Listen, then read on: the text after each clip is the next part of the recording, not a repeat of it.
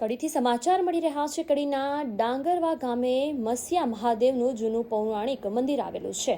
કડી તાલુકાના ડાંગરવા ગામે મસ્યા મહાદેવનું જૂનું પૌરાણિક મંદિર આવેલું છે।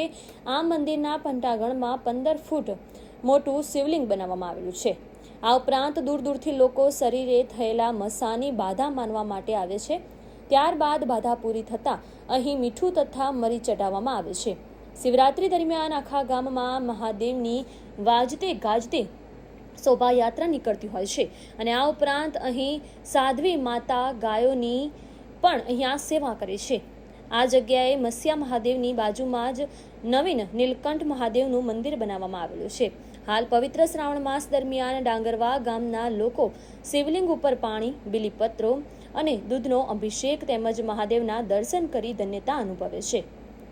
TMC 24 ગુજરાતી ખોડાભાઈ પટેલ, નંદાસણ। ઓમ નમઃ શિવાય।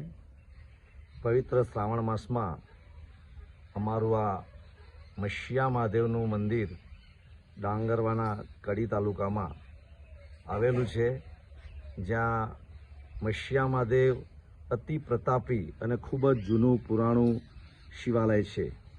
અહીંયા લોકો દૂર દૂરથી બાધાઓ રાખે છે। શરીરમાં કોઈ પણ પ્રકારના જો મસા થયા હોય તો એ મસા અહીંયા એક મીઠાની ગુણ અથવા મરીની નાનકડી ગુણની માનતા માની અને લોકો દૂર દૂર મુંબઈ અને બેંગ્લોરથી લોકો અહીંયા આવે છે અને આ પ્રતાપી મસ્યા મહાદેવની કૃપાથી તેઓને મસા મટી જાય છે। બાજુમાં જ નવું નીલકંઠ મહાદેવનું મંદિર બનાવેલું છે, તે પણ અતિ પવિત્ર મંદિર છે અને ગામના લોકો અહીંયા ખૂબ શ્રદ્ધાથી સેવા કરે છે। અહીંયા સાધ્વીજી માતાજી છે, તેઓ અહીંયા ખૂબ સારી સેવા કરે છે અને ગાયોની પણ સેવા કરે છે। પવિત્ર જગ્યા છે, ખૂબ સુંદર શિવલિંગ બનાવેલું છે, ચબૂતરો બનાવ્યો છે અને બધા લોકો ગામના લોકો શ્રદ્ધાથી અહીંયા પવિત્ર શ્રાવણ માસમાં ખાસ આવે છે।